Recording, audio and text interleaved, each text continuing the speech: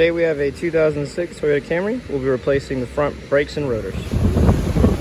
So first thing we do after we pull off the cover here, with a 21mm socket and impact gun, we're going to go ahead and remove these 5 lug nuts to get the tire off. So now that we have the tire removed, with a number 14 socket, we're going to remove these 2 bolts here to release the caliper, and then we will remove the bracket once we remove the caliper. Now with a brake caliper tool and number 8 wrench for the bleeder here, we're going to push the caliper piston back so that we can reset it.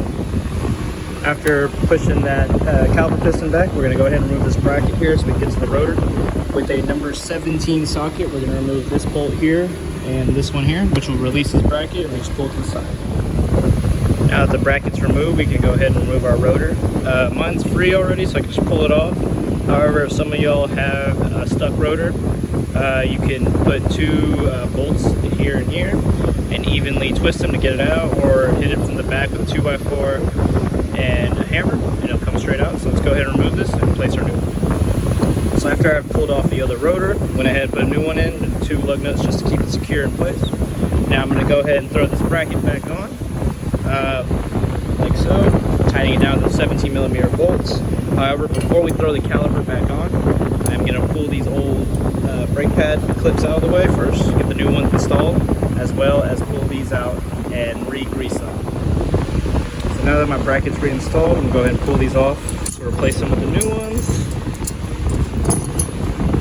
as well as pull these out in order to grease them. So just pull them both out, and then we'll re-grease them. So after you've re-greased them, just slide it back in and get the boot over the little lip here on both ends. Also went ahead and replaced these and slapped the new brake pads on. So once I have these on, we can go ahead and slap the caliper back on. Alright, now that the new brake pads are installed, we re-lube these little bolts here as well. Went ahead and slapped the new caliper back on, tighten down the 14mm bolt.